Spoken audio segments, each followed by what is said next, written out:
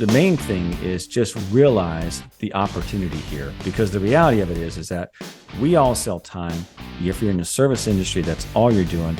And AI is an absolute game changer when it comes to this in this department, because again, the vast majority of the tasks that we're doing, especially in the office, they're not difficult tasks. They're tasks that AI can easily handle. This is the PMP Industry Insider Podcast. Hello, everyone. Welcome out to another episode of the PMP Industry Insider Podcast, where we take a look at what is changing in the pest and lawn industries, and we take you to the front lines of those that are driving those changes.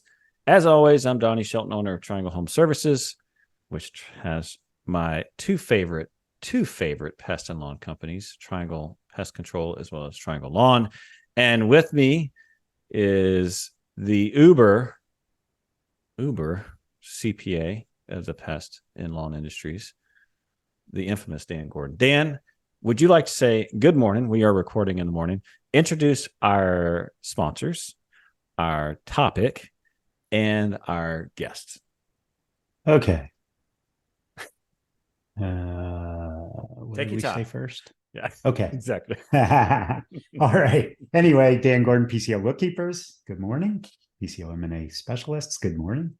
And our sponsors are Pest for those who have insurance needs or want to check out their insurance for general liability, workers' comp, auto, and others specific to the pest industry. That would be pestsure.com, and they are wonderful people. And the other is Coalmarch by WorkWave. If you're interested in digital marketing, that would be coalmarch.com. And also wonderful people. So just also wonderful people. Yes. And the only people who are not wonderful are the people who are doing this podcast. So now I think I forgot the guests. The guests are Donnie and I. Yeah. And it's funny because we do these outlines for these things, and saw this outline. And this is we're going to talk about the evolution of Donnie and he was in a little confessional over the weekend while he was making the outline here. But what we're going to talk about is Donnie's journey or winning AI strategy for your pest and lawn business. But as we get into it, you'll see why he, Oh gosh. No, it was kind of funny when you said that because, for our listeners, Dan says that my outline today. So we independently do these outlines, and then we come together and we kind of fine tune them. If it's just Dan and Donnie, if we have guests, we kind of do the same thing. But a lot of times our guests will come up with their own outlines. But this is one that we did, and Dan said that my outline had a feel of kind of like an altar call. So here we go. We're gonna get into that. It's kind of funny. The topic today is building a winning AI strategy for your pest and lawn business. And let me just put out a few disclaimers before we get into this. Number one, I'm not going to be talking about the latest AI piece of software that is on the market today. This is more about strategy. So we're going to keep it very strategic, not as tactical. And the reason is because, the reality of it is that, I could put out a name and within 2 days, it'd be something else. I mean, it's just amazing how much this technology is blowing up. The second thing I would say is, so this is going to be more about if you're an owner, you're a high-level leader, this is about how to approach integrating AI and why it's important that you should be looking at this and why this is not something that you should ignore, which I think a lot of folks already know that, but just how do you get started, right? The second thing is, I want to be very careful here because, for me, I have been a little slow in this area, mainly because AI in the last probably about 5 years, it's been kind of this little interesting toy to play with, but nothing really tangible and useful. That has really changed in the last 12 months. And the other part of it is we put on here Donnie's journey. I have been super distracted, right? If you've listened to the podcast, I say distracted, under the gun, underwater, drowning. I don't know. I'm just trying to we start. So I went on this CRM buffet, and we don't name names. And if you've been listening to the podcast at all, you know that I have tried several of them, and we've been on tour. We're on our final stop. At least while I own Triangle, I'm not changing anymore. I'm kind of out of that program. Let me if you're ever thinking about changing CRMs, call me, because I can walk you through what you're really signing up for. If you're thinking about doing it twice, call me. If you're thinking about doing it 3 times, call me. If you think about it doing it 4 times, you probably should just sell, right? Don't even, because I'm on my 4th, and I'm like, I don't want to ever do that again. So I've been on this CRM kind of buffet tour, and we're on our final stop. We've also had a lot of staffing and leadership changes, and so with all of that at Triangle, it's been a ton of fun, and I have absolutely been more. That's been more my focus than AI. But now that I feel like we're on the backside of a lot of that. My mindset is, we have hit a different level as a business in terms of revenue, and we have to start looking at how do we build infrastructure for the next level. And one of the big questions that's been floating around in my head for a long time is, where does AI fit into this for us? And it absolutely is the biggest buzzword ever of our century. It's hilarious. You can't look at a earnings report. You can't listen to an investor call without the executives throwing out AI left and right. I mean, they would just say. So let me ask you a question. So can you? I agree. You watch CNBC, you watch Fox Business News, whatever. Yeah, AI. They mention AI, the stock goes up. It's the new. Oh yeah. Okay, yep. But as a business, define what AI is and why it's important to a business owner. So let's talk about that. That's a great question. And I'm going to start with, I want you just for a moment to think about something that you use today that didn't exist 10 years ago. An example would be, if you're going to go, like, one of the things that we did over COVID is, and I like to travel a lot. My wife likes to even travel more than I do. And over COVID, my wife was like, let's get out, let's go. And we tried to get out and go visit every state. And it's interesting, right? We would land, and we'd get on a smartphone, and we'd find an Airbnb, and we'd get on a smartphone, and we'd find an Uber. And I think every single person that's listening to this podcast has probably had some sort of experience where you are using Uber, or you're using Uber Eats or DoorDash or whatever. But if you think about it, had the smartphone not been invented, there are now billion-dollar industries, billion-dollar companies that have been created because the smartphone came on the scene. There's ride sharing. If you're a 19-year-old daughter that I have, there's dating now, right? There's completely new industries that did not exist simply because the smartphone was created. Between the capability of data, GPS coordinates, like all this other capability. And so at the end of the day, the smartphone was essentially a catalyst for a whole new level of technology, a catalyst for whole new industries. Because of that smartphone was there. Now, it's almost like new things got created because of that. When you think about AI, first of all, AI stands for artificial intelligence. I know all of you know that. But AI is the reason that everyone's so excited about it, at least I think everyone's excited about it, is that this is a new catalyst technology, meaning that we don't know or fully understand or even appreciate what this is going to lead to. We don't know. It is absolutely the defining technology. And this is Donnie's opinion. I think it's the defining technology of our time. And I'm going to get into why I believe that. And, you need to see AI. AI in of itself is not that special. What's really special about it is what it can do for you. And so some of the questions that I want to answer on this episode is, what does it mean for the pest and lawn industries? At least my opinion on that. What do you need to know as an owner? What you should be focusing on? And the reality is, how do you even go about approaching this new technology? When you think about strategy is not complicated. And strategy is one of those things that takes time and thought. I don't want to get into, specific, like I said, I don't want to get into specific softwares. I just believe that AI is not a fad. And, I'm sure if you listen, I have a comp sci degree. Computer science is my background, but you don't need that to understand what AI is doing, and you certainly don't need that any kind of background in computer science to understand. What you said, I really never thought about this. The smartphone, like It's the Uber wouldn't catalyst. exist without No, absolutely would not. and there's all of these like dating websites or other types of the e-commerce, the whole e-commerce thing. Yeah, you could use your computer to do Amazon, but I'm going to guess that half of their sales come from smartphones. So Well, you AI can is the blend. new. It is. Yeah, It's the that's pretty neat catalyst. stuff. Yeah, It yeah. is, because if you think about it, you can put GPS coordinates, GPS coordinates with data and a specific person real time. It's pretty amazing catalyst technology, and AI is the same way. So I want to back up for a moment and let's talk a little bit about where my brain's at, because and how I'm thinking about this for Triangle. And I'm not telling you that you should do this, but I've talked about this before. Dan has called me out on this a couple times, but Triangle, I'm chasing what I consider to be the big kahuna, right? I want to get to Triangle to 50 million. That's our big goal. I want to do it in 10 years.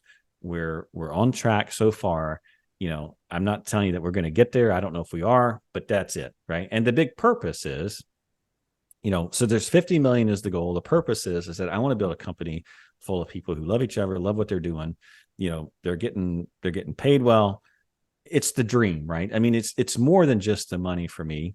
It's all about creating a business that's truly excellent, that represents me and everyone that's there, and it's something that we can all be proud of. And my role as the owner is, how do I create that, and how do I do it in the best way possible that I can make money and actually achieve that goal? Because 50 million in one generation, that's no small feat.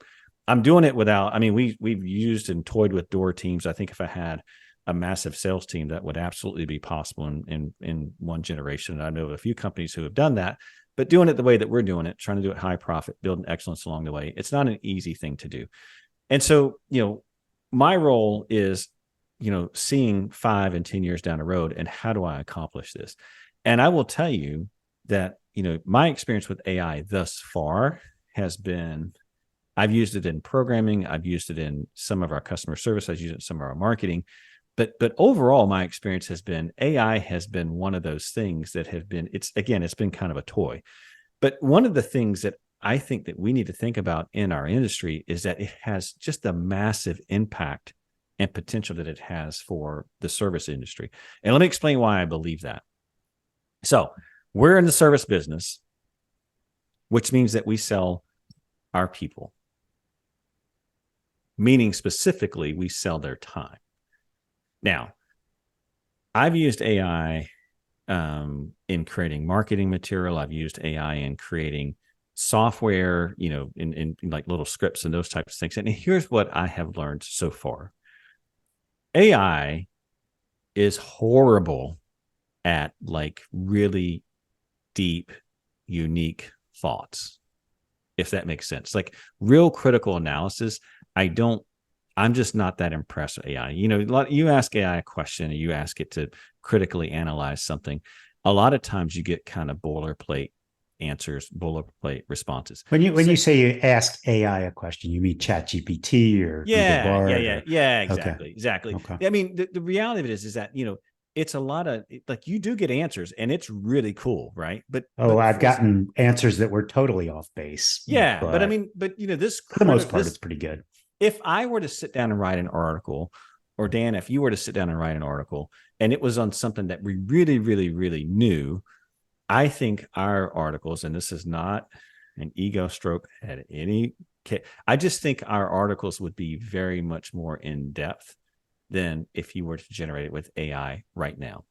Mainly because it's so it's not very good at that. But where AI really, really, really, really shines is kind of these easy, time-consuming tasks.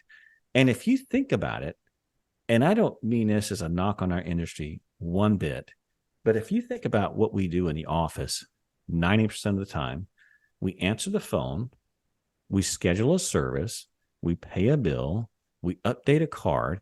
this tasks that we do are not complicated, but they're time consuming. And that's why I think this is why AI has, such a massive opportunity in the service industry, because it can do a lot of these lower level tasks a lot faster, a lot more efficient. And what it does is it saves time. And so it's going to make our industry, really all service industries that do these kinds of things, way more efficient, way more efficient.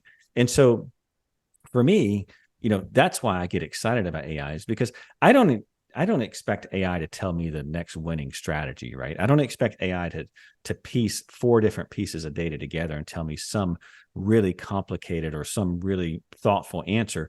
But the reality of it is that if it can interact with my customers, if it can sell, if it can do a lot of these lower level tasks that's spending time, now that's a huge thing. That's a huge. So huge what you're saying is like a CSR. So 2 ways a lead comes in, or 2 big ways. One is a phone call, the other is a form fill off of your website or whatever, your Google local. So that comes in, and what you're saying is, okay, I need a B job, and it never really needs to be touched by a human, and that they can,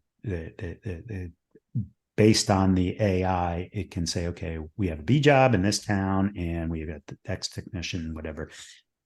Aren't our CRMs with their intelligent routing and whatnot, is that what they're going to utilize, or how does all this happen? And one of the things that I argued, I think in one of our previous podcasts or an article that I wrote, is that you're never going to, the technician time is the technician time. You're not going to. No, you're make that better. Correct. Unless we have a swarm of drones, which you right. don't think for a moment that couldn't happen. But right. I think in the office, right? Obviously, this is where we have the biggest opportunity now. But just back it up, when we think about AI and we think about strategy, right? There's really 2 core concepts that you need to think about. Number one is using AI, using the new thing to do old things. So one would be exactly what you just talked about. Someone calls in, or someone, I mean, we're recording this on the backside of Labor Day, and I cringe at how many people texted us on Labor Day because we were closed, and how many sales could have been handled yesterday by AI. Okay. So it's using the new thing to do old things.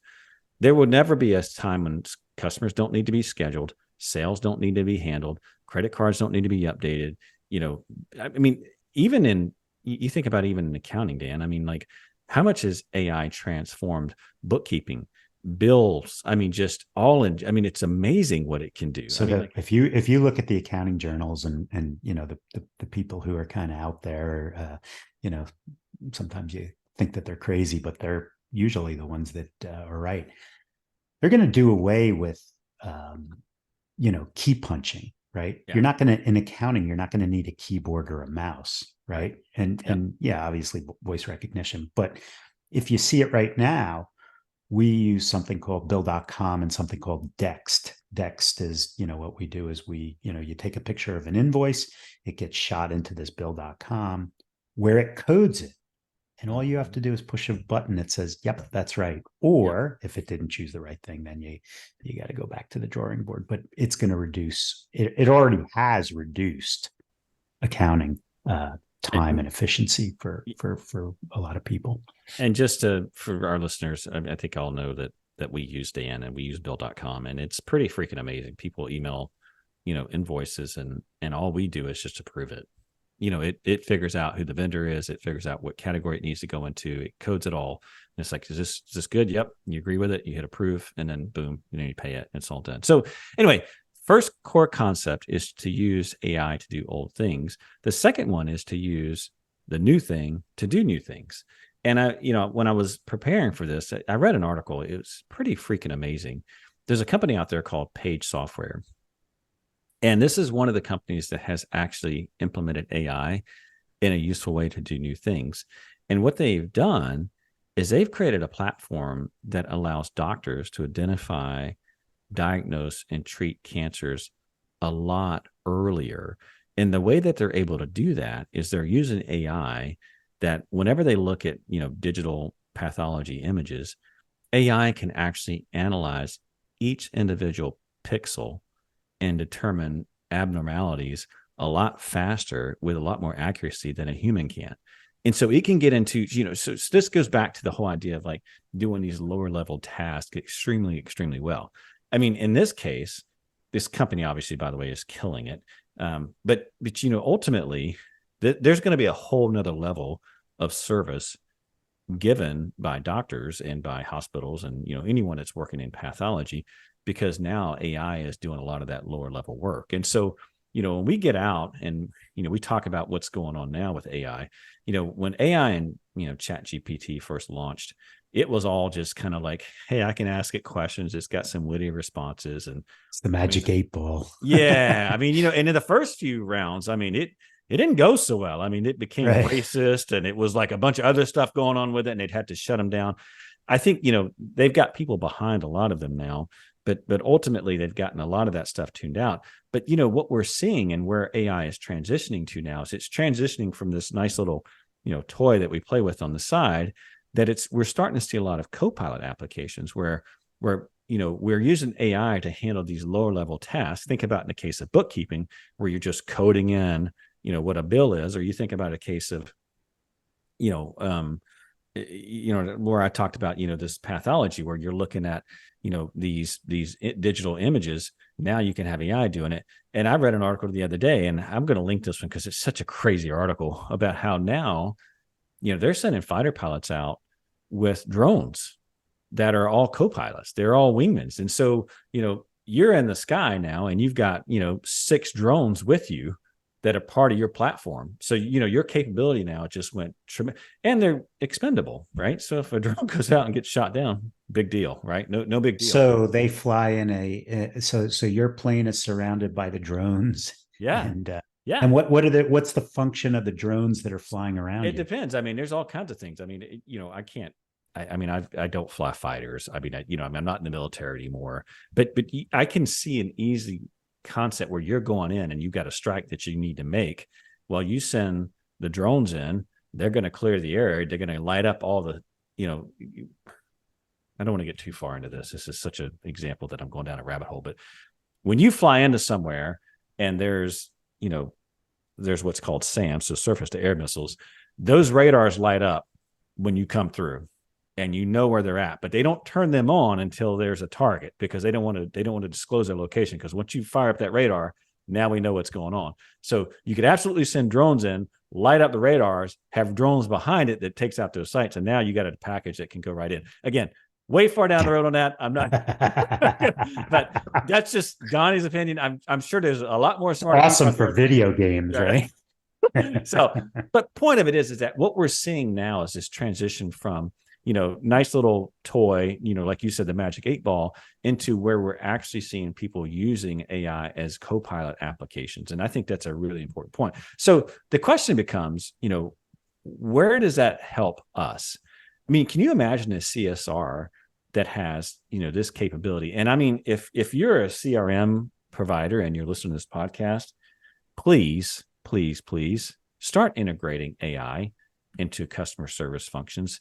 I know that there's a few out there that are playing with it. To my knowledge, I'm not aware of it. Please correct me if I'm missing something here. To my knowledge, I'm not aware of any CRM that is using CRM as a co-pilot. I'm sorry, that are using AI as a co-pilot to assist the CRM, the customer service representative in terms of scheduling, in terms of billing. I mean, I just think that this is where we need to go. And for our industry, this provides the greatest opportunity. And so in my mind, if you're a CRM provider, please start doing this. So the vision, the fighter pilot, that was a good one. So I'm a CSR. I answer the phone. Tell me how AI can co-pilot or help me do my job quicker so that I can service more customers. Yeah. So this technology already exists, and we're in the process of implementing this. But think about, okay, so I grew up in the days of eMyth. We've had Michael Gerber on, and the whole idea behind eMyth is that your business is your business is your product, and his whole thing was standardization, checklists, and procedures. my background in flying and checklists, I took to that. And so you think about how much time it took to write procedures. Okay, so there's writing procedures, there's putting checklists in, then there's training people on what to do. What you can do now is that you can put on AI applications, you can turn them loose on your content, and then you can give that to a CSR and says, okay, and you got to remember what AI is. AI is nothing more. It's not like it's some magic ball, right? I mean, you can accomplish the same things with Google and Bing and those types of things. The only thing that AI does, it takes natural language and it's able to understand natural language, which is where you can't do, you can't do that with search. You can't do that with Google. You can't do that with Bing. But if I have this natural language engine and I can talk to it, and then it can translate what I'm actually trying to figure out and then pull that knowledge out and provide answers. That's the power of AI. And so now you have a CSR that's sitting there and saying, how do I schedule this customer? And it's going to go through all the procedures that you have written. It's going to go, and by the way, you can do this right now. There's applications that you can feed it all your documentation. You can make it specifically just to you. And you can basically create a chat bot for your CSR that will guide them through tasks, or maybe even do tasks for them. It says, hey, I have this customer. Here's their contact info. They need an initial service on this date. And then AI could go out and set all of that up for the person. I mean, to me, one of the things it would do is it would allow the CSR, or in this case, maybe an inside salesperson, to be way more focused on the customer and a lot less time sitting there waiting for your CSR or your inside salesperson to schedule, to enter the information. Like, you think about how much of that time. So a brand new customer calls on the phone. One of the things that takes a long time is for a CSR to enter all the information. Yep. How would you see AI doing that? Would you just, it would be listening on the phone and just kind of typing in customer name, address, Absolutely. phone number, Yep. email. Yep. That's pretty cool. Yeah, I do. I see it doing that. And the other thing is, think about, when I think about our CSRs, it usually takes a CSR around 6 to 8 months to really start performing, where they understand all the different rules about, well, okay, so I have a route. In our case, we offer same day service, and then, we use our software to figure out when a technician's going to be really, really close to wherever the stop's at. But so we train our CSRs. We tell them, hey, yes, we can come out today. However, a technician's going to be there on Tuesday around 9:00. Would that work instead? So long story short is that a CSR is about 6 to 8 months to really understand all the different rules that have to happen, that you want to respect because nothing's ever perfect and nothing's ever black and white. But given all the different constraints, how do you make the best decision? Whereas AI could do that right out the gate. And so for me, I think the biggest help it could do is its time on these lower level tasks. And like I said, in the office, there's some things that we do are complicated. The vast majority are not. They just are not. And so, given that, I just feel like it's going to be an absolute game changer once we get CRMs that are implementing it, once we get CRMs that are pulling it in. Because again, there's AI programs out there right now. You can say, hey, build me a budget based on these percentages and this revenue, and it absolutely will do it.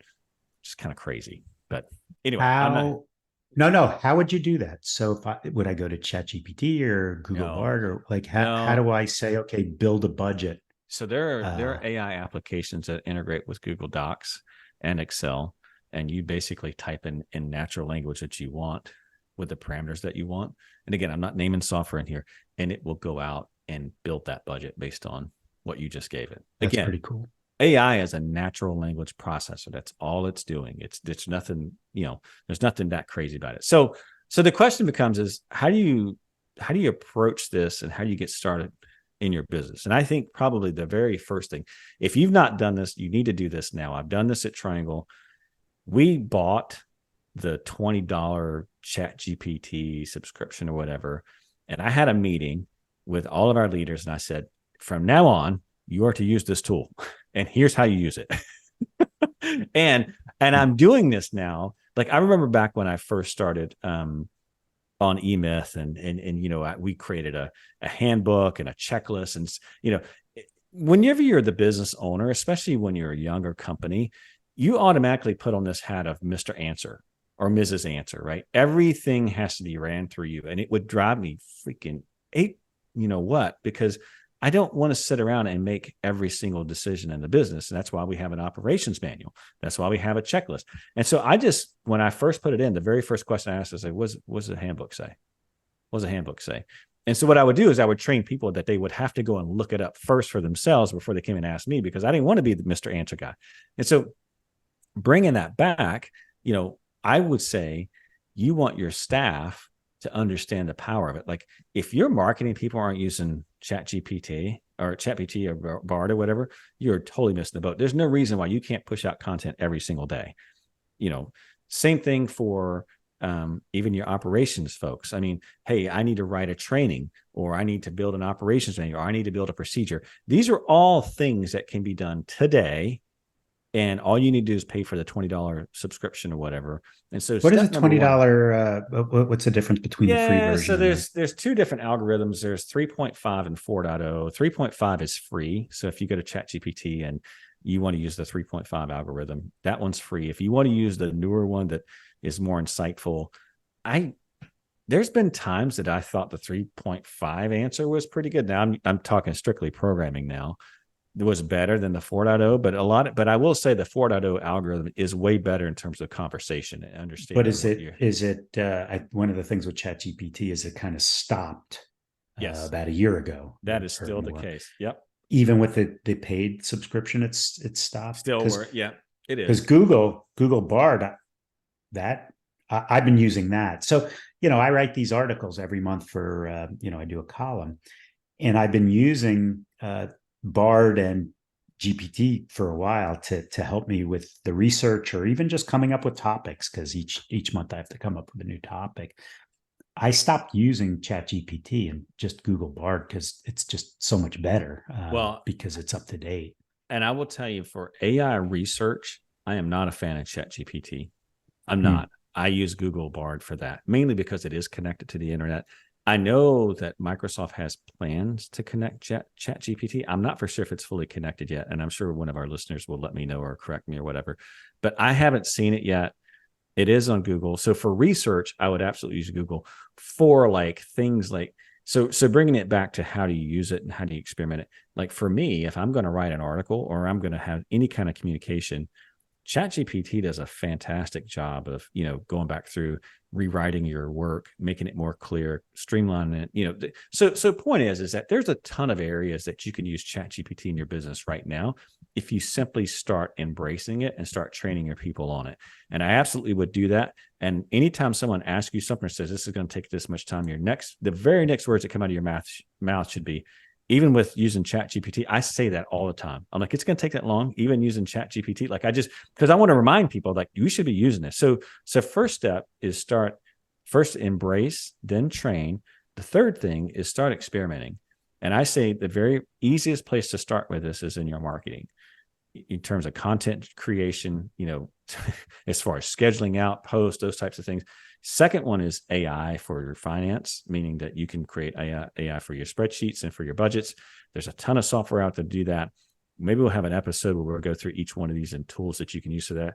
I cringe at doing that, mainly because, again, as soon as we start talking about it, that piece of software is going to be out of date and it'll be something new. Right. Just because this field is just blowing up right now. But I will tell you, you mentioned something a month or two ago about AI when you do Google searches. It came up and it asked you, and I said I hadn't seen that, and you didn't know how to hook it up. But about a week ago, I did a search and it came up and said, would you like to start using Google Bard? And it's pretty cool. Your searches are no longer just bringing up sites. It's bringing up insights of what you should be looking for. It's pretty neat. I like that, and I don't like it. What I don't like about it is it steers you. Here's all of our fellow marketers out there. That's just less real estate for us to bid on. Gosh, it drives me crazy. But anyway. Yeah, but Google's got to figure it out because they own the whole page. They're selling the real estate. And if they're taking a good piece of it for themselves, they're losing revenue. So they got to figure that out. Well, my point is that, more and more, the only real estate's available on the first page is paid real estate. And so anyway, absolutely. That's another conversation. But there's marketing, there's finance. if you're not using it in HR recruiting, you are way past the times here. And what I was mean by that is that, AI is very good about, like, you can ask it to create a set of questions for specific things that personality traits you're looking for. We talked about Colby and Colby Index before. You can write ads based on a Colby Index that you're looking for. I mean, it's just the options are just unreal. And so, in terms of recruiting, in terms of interview questions, I mean, just there's so many things that you can use AI for, to, again, getting rid of this low level work.